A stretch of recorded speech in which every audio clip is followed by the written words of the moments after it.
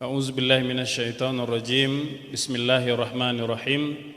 Alhamdulillahirabbil alamin wa kafa. Wassalatu wassalamu ala nabiyil mustafa. Asyhadu an la ilaha illallah wahdahu la syarikalah wa asyhadu anna Muhammadan abduhu wa rasuluhu la nabiyya ba'da. Allahumma salli wa sallim wa an'im wa akrim ala hadzal nabiyil karim Muhammadin sallallahu alaihi wasallam wa ala alihi wa sahbihi ajmain. Hadirin hadirat Bapak Ibu, adik-adik, anak-anak yang dimuliakan Allah, assalamualaikum warahmatullahi wabarakatuh.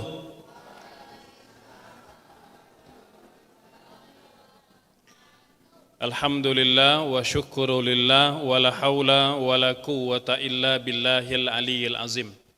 Alhamdulillah, pada malam hari ini seperti yang dijadwalkan kita bertemu kembali dalam kajian ilmu dan temanya istimewa, temanya spesial. Tentunya kita dedikasikan untuk kaum muslimin yang sedang berjuang di Palestina berhadapan dengan penjajah serta dunia Islam yang hari ini juga berupaya untuk menjadi umat yang terbaik seperti mana yang Allah firmankan, kuntum khaira ummatin ukhrijat linnas ta'muruna bil ma'ruf wa tanhauna 'anil munkar. Hadirin hadirat Bapak Ibu yang dimuliakan Allah Subhanahu wa taala, hari ini sudah tidak kurang dari 1.900 orang yang telah meninggal, ya. Itu akibat kekejaman dari penjajah Zionis dan tidak kurang dari 6.000 yang terluka, ya. Maka tentu seperti mana himbauan dari Majelis Ulama Indonesia untuk kita mendoakan bagi para syuhada, ya, warga Palestina yang gugur, yang kebanyakannya adalah anak-anak, wanita dan orang tua.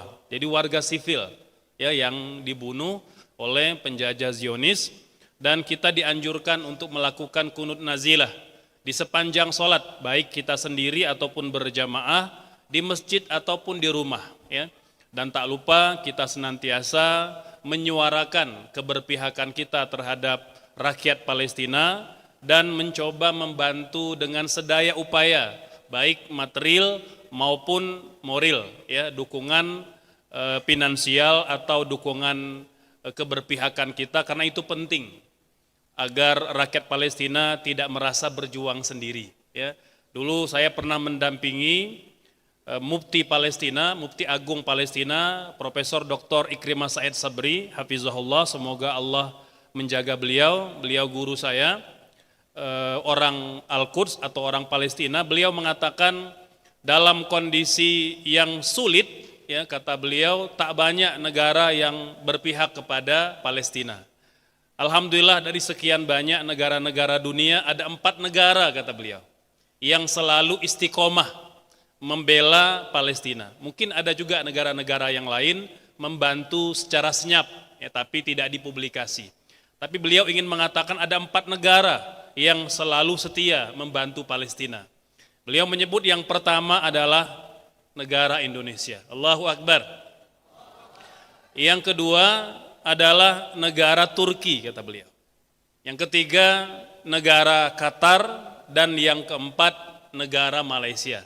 Ini 4 negara yang kata beliau sejak dulu, ya, sejak Palestina terjajah, 4 negara ini istiqomah membantu Palestina, ya. Ada juga negara-negara yang lain, ya, tetapi mungkin karena kondisi politik dalam negeri yang serba tidak pasti, ya, kadangkala bantuan atau dukungan mereka turun naik, kadangkala mendukung, kadangkala tidak. Ya, kita mendoakan semoga umat Islam bisa bersatu mendukung kemerdekaan Palestina. Hadirin Bapak Ibu sekalian, berbicara tentang Palestina, ya, maka kita perlu tahu bahwa Palestina itu sudah terjajah berapa tahun, Bapak Ibu sekalian? Adik-adik ada yang tahu? Sudah berapa tahun Palestina terjajah? Palestina terjajah sudah 107 tahun sejak perjanjian Sykes-Picot, ya. Ini perjanjian antara Inggris, ya, sebagai negara yang menang perang, yaitu kemudian dengan beberapa negara lain. Jadi membagi dunia Islam ke dalam beberapa bagian. Ya, itu sudah terhitung 107 tahun. Kalau dihitung sejak deklarasi berdirinya negara ilegal Israel atas tanah Palestina, maka Palestina sudah terjajah 75 tahun. Ya, kita harus ingat 75 tahun itu bukan waktu yang singkat, bukan waktu yang sebentar. Penderitaan, keperihan dan kepedihan itu mereka alami selama kurang lebih 75 sampai 107 tahun. Ya, maka kita tentu memahami jika kadangkala warga Palestina merasa geram, merasa marah, ya, sehingga mungkin boleh jadi ikut menyerang, ya, kemudian ikut mengutuk, ya, ketidakpedulian beberapa negara Islam itu karena memang mereka merasa berjuang sendiri, ya, tidak ada yang peduli dengan kondisi mereka. Ada orang yang ditanya, mengapa perlu membela Palestina? Ada yang mengatakan kita membela Palestina karena ada penjajahan. Ada pula yang mengatakan karena ada tragedi kemanusiaan. Ada yang mengatakan karena ada genosida, pembantaian dan lain-lain. Alasan-alasan itu tentu benar, tidak salah. Ya, karena memang kita membela sesuatu sesuai dengan pemahaman kita. Tapi bagi seorang muslim ketika berbicara Al-Quds, bicara Al-Aqsa, bicara Palestina, maka dia tidak semata-mata bicara negeri yang terjajah, tidak semata-mata berbicara tentang tragedi kemanusiaan, tidak semata-mata berbicara tentang genosida, pembantaian dan penggusuran. Tetapi yang lebih penting dari itu, Palestina adalah bagian dari umat Islam. Palestina, Baitul Maqdis dan Al-Aqsa adalah tanah wakaf yang telah diwakafkan kepada umat Islam sejak era Umar bin Khattab radhiyallahu an. Diterima, dikelola dan dimakmurkan. Alhamdulillah sampai nanti pemerintahan Salahuddin Al-Ayyubi, Palestina berada dalam pengelolaan kaum muslimin selama 12 abad. Belum pernah ada peradaban manapun di dunia ini yang mengelola Baitul Maqdis, Al-Aqsa dan Palestina selama itu. Dulu ada bangsa Babilonia, ada bangsa Asyuria, ada bangsa Persia, ada bangsa Romawi yang pernah berkuasa di Al-Quds di Palestina. Tapi tidak selama kaum muslimin yang memerintah sejak masa Umar sampai pemerintahan Turki Utsmani tidak kurang 1200 tahun. 12 abad lamanya. Ini menunjukkan bahwa memang Islam, ya, yang telah banyak memberikan karakteristik, ya, terhadap Palestina. Oleh sebab itu Palestina itu sangat identik dengan keimanan dan keislaman yang hari ini dicoba dirubah oleh orang-orang Yahudi dengan melakukan tahwid. Apa itu tahwid? Yahudisasi, menghilangkan karakter-karakter keislamannya diganti dengan karakter Yahudi. Dengan cara apa? Mengganti nama. Banyak nama jalan, nama kota, nama tempat dirubah dengan bahasa Yahudi, dengan bahasa Ibrani. Ya, mereka merusak beberapa situs-situs peninggalan bersejarah, makam-makam bersejarah, ada makam para sahabat, ada makam para ulama, bahkan beberapa masjid di dalam komplek Masjid Al-Aqsa itu mereka rubah fungsinya, gitu. Ya. Ini tentu tidak boleh dibiarkan oleh kaum muslimin. Maka mengapa kita perlu membela Palestina? Karena Palestina adalah sebongkah besar akidah umat Islam. Mengapa begitu? Mengapa kita mengatakan bahwa bicara Palestina adalah bicara akidah, bicara keyakinan? Maka setidaknya karena 4 alasan. Yang pertama, kata Syekh Profesor Dr. Ikrimah Said Sabri, ini Mufti Agung Palestina, beliau mengatakan yang pertama karena ada irtibat al-aqidi, ada ikatan akidah antara umat Islam seluruh dunia. Di sepanjang masa ada hubungan keimanan dan akidah dengan Baitul Maqdis. Apa dasarnya? Yang pertama karena bumi Baitul Maqdis, bumi Palestina itu adalah bumi Isra Mi'rajnya Rasulullah sallallahu alaihi wasallam. Allah abadikan dalam surah Al-Isra ayat 1. A'udzubillahi minasyaitonirrajim. Bismillahirrahmanirrahim. Subhanalladzi asra bi'abdihi lailan minal masjidil haram ilal masjidil aqsa alladzi barakna haulahu linuriyahu min ayatina innahu huwas samiul basir. Bahwa maha suci Allah yang telah memperjalankan hambanya Nabi Muhammad sallallahu alaihi wasallam dari Masjidil Haram ke Masjidil Aqsa yang kami berkahi sekelilingnya, dan sesungguhnya Allah maha mendengar lagi maha mengetahui. Ini dasar yang pertama, ya. Jadi bicara Baitul Maqdis kita bicara akidah, karena Baitul Maqdis bumi Isra Mi'rajnya Rasulullah sallallahu alaihi wasallam, ya. Allah maha berkemampuan untuk memberangkatkan, memperjalankan Nabi langsung dari kota Mekah ke Sidratul Muntaha. Tapi rute Isra Mi'raj tidak begitu. Ada transit ke Baitul Maqdis, ada persinggahan di Palestina. Mengapa Bapak Ibu sekalian? Dijelaskan oleh Syekh Ikrimah Said Sabri, karena Allah ingin memberi pesan, memberi risalah kepada umat Islam bahwa ada ribat, ada irtibat antara Palestina dengan umat Islam seluruh dunia. Diikat dengan peristiwa yang maha agung, peristiwa turunnya perintah salat 5 waktu. Maka setiap kali kita ingat salat 5 waktu, kita ingat Palestina. Kita ingat Palestina sebagai bagian dari negeri atau kota suci umat Islam. Ini yang pertama. Yang kedua, bahwa dikatakan ada irtibat al-aqidi antara umat Islam dengan Palestina adalah karena Palestina itu bumi mahsyar, bumi berkumpulnya manusia sejak mereka dibangkitkan dari kubur mereka. Dalam hadis Maimunah, beliau bertanya kepada Rasul, "Ya Rasulullah, abtina fi Baitul Maqdis." Tolong jelaskan kepada kami apa itu Baitul Maqdis. Maka Nabi mengatakan, Baitul Maqdis ardul mansyar wal mahsyar. Baitul Maqdis adalah negeri tempat manusia dibangkitkan dari kubur-kubur mereka dan dikumpulkan di padang mahsyar di hadapan Allah. Di mana? Di Baitul Maqdis. Maka Palestina itu adalah padang mahsyarnya manusia.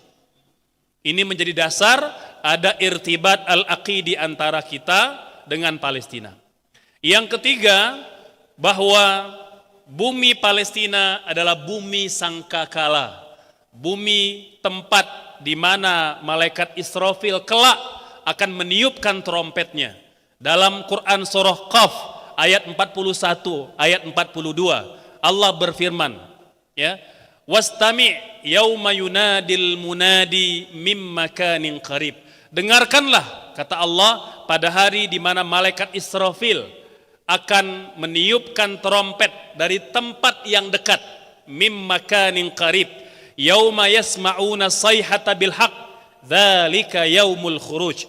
Pada hari itu seluruh umat manusia akan mendengarkan suara yang maha benar dari Allah, yaitu sangkakala tanda hari kiamat. Pada hari itu manusia dibangkitkan dari kubur-kubur mereka.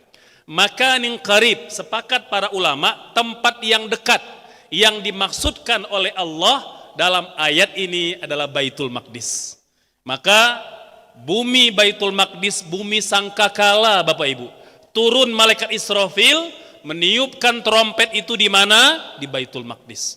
Ini alasan mengapa kita katakan Palestina adalah akidah umat Islam. Yang kedua, ada irtibat at-ta'abbudi, ada ikatan ibadah antara kita dengan Palestina.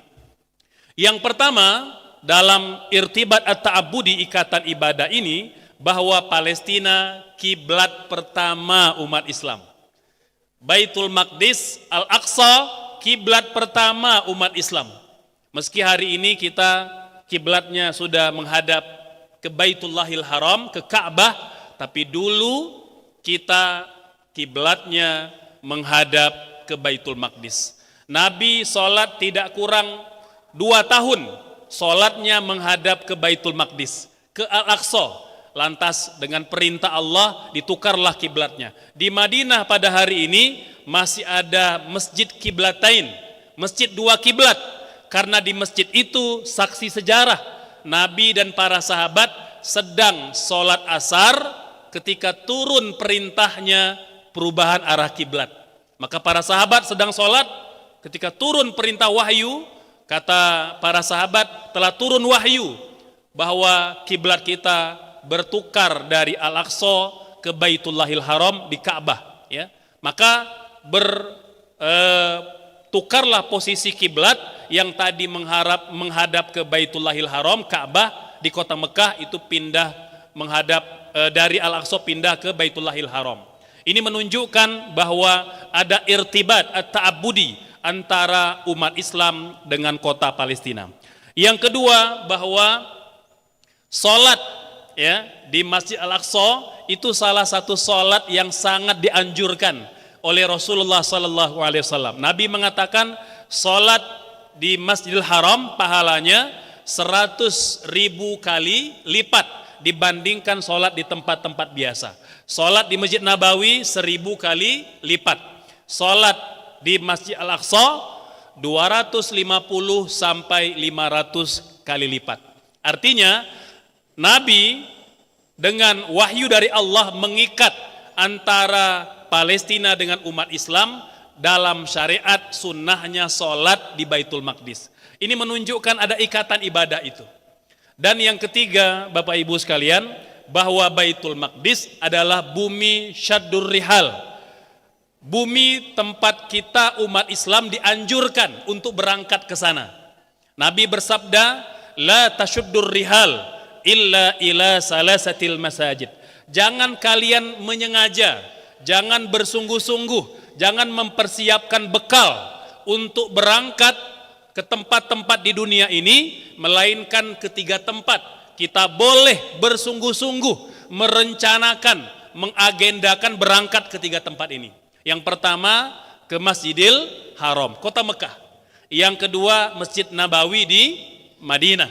Dan yang ketiga ke Masjid Al-Aqsa yang ada di Palestina. Ini menegaskan ada irtibat at-ta'abbudi, ikatan ibadah antara umat Islam sedunia itu dengan bumi Baitul Maqdis. Alasan yang ketiga, mengapa kita membela Palestina? Karena ada irtibat al-hadari, ada ikatan peradaban. Sampai hari ini situs-situs bersejarah yang ada di Palestina, menara-menara itu kental sekali karakteristik Islam. Tidak ada peradaban di dunia ini yang punya peradaban menara. Menara itu peradaban Islam. Dan di Palestina, di Baitul Maqdis, di kota Al-Aqsa itu banyak sekali menara-menara yang menjadi karakteristik dan ciri khas umat Islam. Itu yang coba dirubah oleh orang-orang Zionis Yahudi, ya. Nah, ini yang pertama. Belum lagi nanti ada masjid-masjid, ada kutab atau tempat santri penghafal Quran. Itu masih ada. Sejak dulu, sejak masa Umar, ya, itu masuk ke Masjid Al-Aqsa sebagai tanah wakaf, maka sudah ada kegiatan-kegiatan belajar mengajar di Masjid Al-Aqsa. Ada sudut belajar fikih Hanafi, ada sudut belajar fikih Maliki, ada fikih Syafi'i, ada fikih Hambali, belajar fikih 4 mazhab. Itulah diantara karakteristik irtibat al-hadari antara umat Islam dengan Palestina. Yang keempat, alasannya mengapa kita membela Palestina, karena ada irtibat at-tarikhi, ikatan sejarah antara kita umat Islam dengan Palestina. Kita katakan tadi bahwa di Palestina pernah ada peradaban Babilonia, peradaban Asyuria, peradaban Romawi, peradaban Persia, ya. Bahkan Bani Israel juga pernah mampir di Palestina. Walaupun karena pembangkangan dan mereka enggan menaati perintah Allah, mereka terusir dari Palestina. Bahkan tidak hanya Bani Israel yang diharamkan menikmati indahnya ibadah di Baitul Maqdis, sampai Nabi Musa pun tidak masuk ke Baitul Maqdis. Ya, di penghujung usianya Nabi Musa dari kejauhan hanya melihat wilayah kota suci dari kejauhan.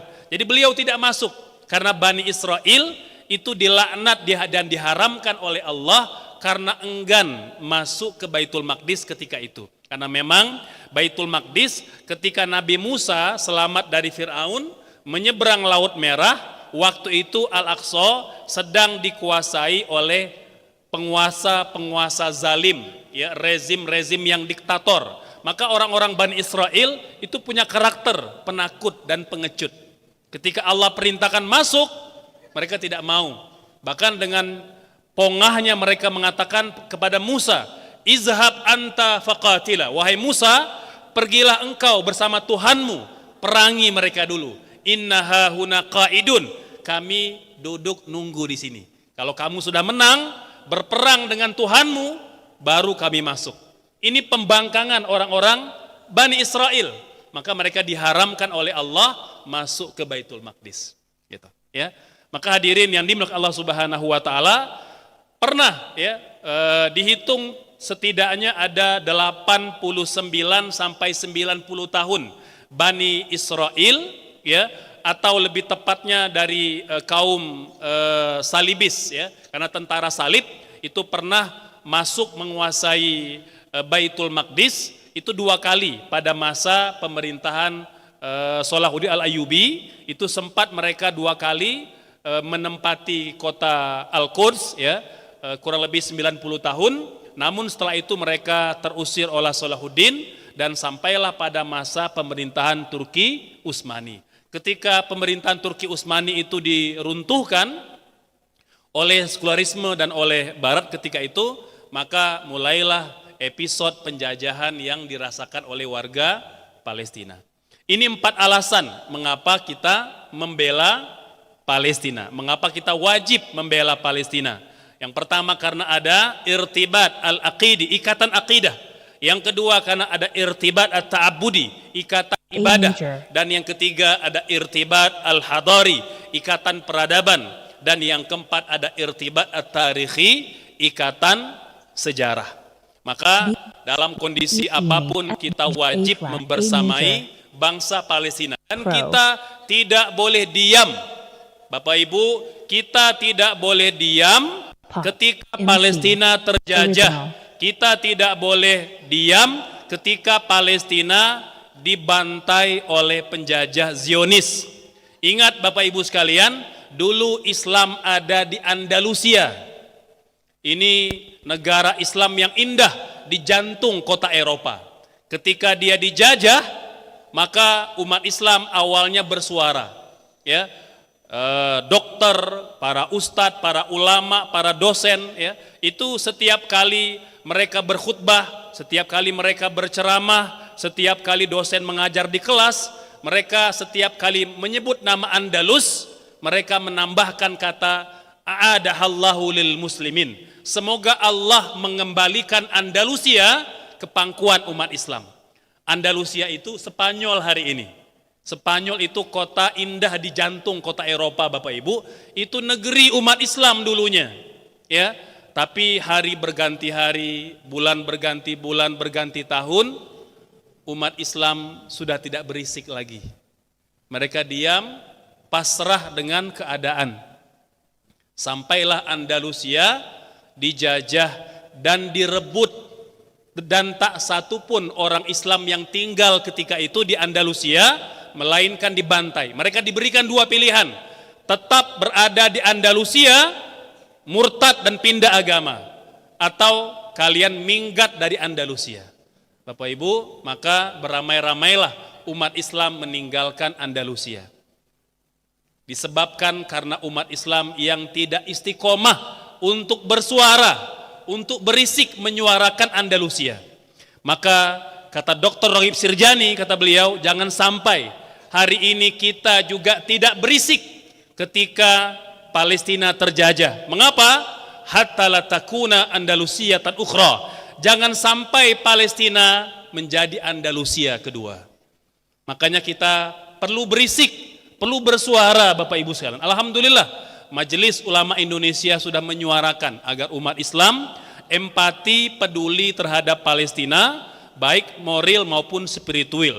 Dan alhamdulillah ya, pemerintahan kita Bapak Jokowi ya tahun lalu juga sudah menyampaikan bahwa Indonesia berkomitmen untuk memperjuangkan kemerdekaan Palestina. Allahu Akbar.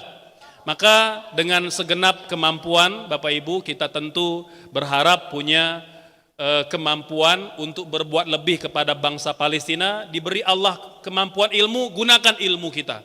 Allah berikan kemampuan harta, gunakan harta kita. Allah berikan kemampuan tenaga, gunakan tenaga kita.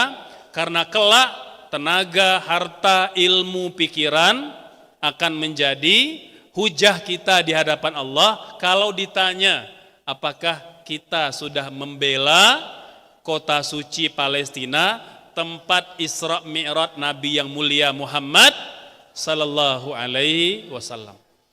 Demikian Bapak Ibu sekalian, semoga memberikan pencerahan tentang mengapa kita wajib membela Palestina. Mangga insya Allah kita persilakan, barangkali ada pertanyaan, nanti sampai azan Isya kita akan break sebentar dan kemudian kita lanjutkan sehingga kita akan melaksanakan sholat Isya berjamaah. Mangga Bapak Ibu.